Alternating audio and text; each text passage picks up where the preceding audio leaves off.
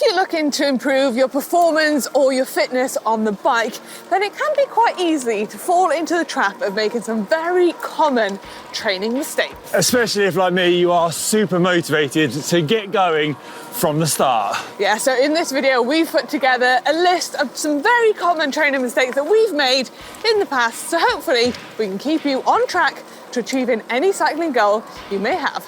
Here we go, haha!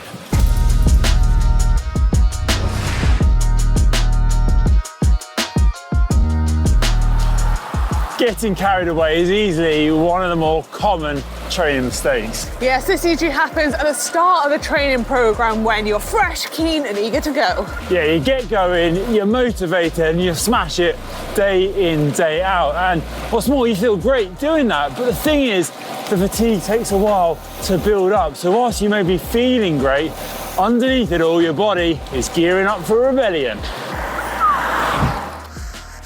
And suddenly you're dealing with a massive whammy of tiredness that is going to take you a while to recover from and set you back. Training needs to be done in manageable bite-sized chunk with adequate rest in between to avoid that massive whammy hammer of destruction. Ow. Another mistake that's easy to fall into is failing to fuel up properly for your ride. And if you're looking to manage a healthy body weight whilst you're riding, this can be an easy one to fall into. What happens when you don't fuel up properly for your training is that you really build up those fatigue levels. Make sure you get the carbs and the energy on board before, during and after each ride, so you can really allow yourself to get the most out of each bike ride and push yourself as hard as you possibly can. Failing to do so, and you're just going to hit a wall and you're not going to be able to improve, you're not going to be able to push yourself as much as you'd like. So make sure you're giving your body the nourishment it needs to take on those training rides.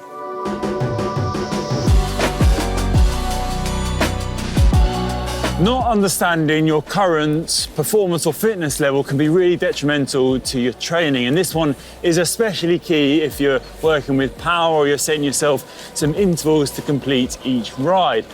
You want to complete something like an FTP test or even Wahoo's full frontal 4-dimensional power test that will really help you understand your current fitness level.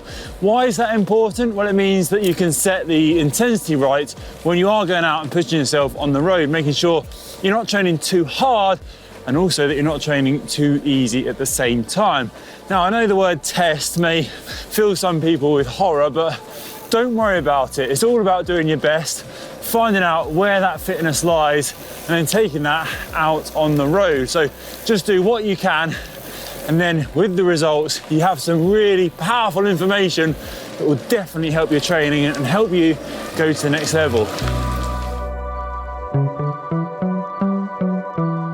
Above all else, listen to your body. Now, you can have all the training aids in the world, but if you don't listen to your body, you can become a little bit unstuck. And if you're stubborn like me and, just want to get out and get all your training done, it can be quite a hard rule to follow.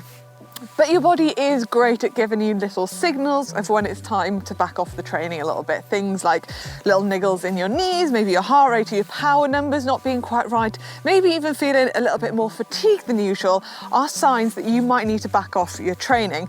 And if you do ignore all these signs, they basically are going to spiral into much bigger problems, leading to you maybe having to spend time off the bike and then doing all that hard work and hard training to get back to where you were before your little niggle.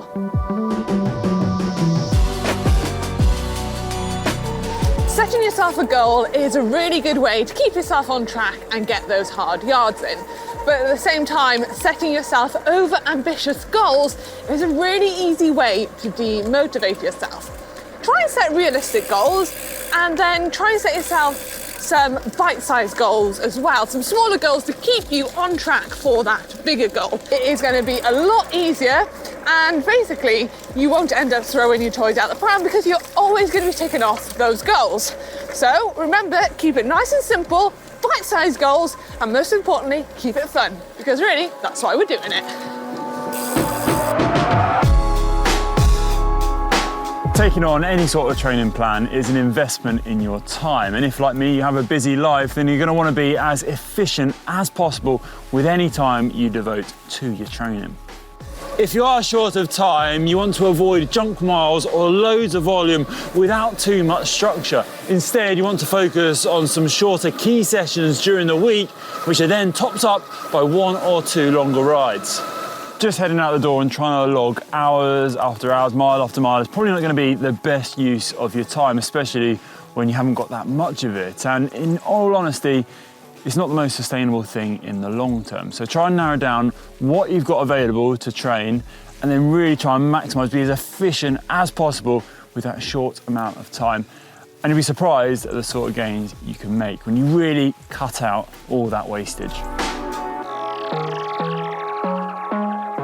So there you go, a few training mistakes which we hope that you can now avoid and keep yourself on the straight and narrow to avoid any setbacks. But let us know down in that comment section below, what is the biggest training mistake you have made? And as always, if you don't enjoy this video, make sure to give it a big thumbs up. Big thumbs up, and don't forget to hit the subscribe button if you want more brilliant videos from GCN. Well, we think they're brilliant anyway. Yeah, right, more training, let's go, Conor. Let's go, let's hit it. I think my biggest mistake is not going training at all.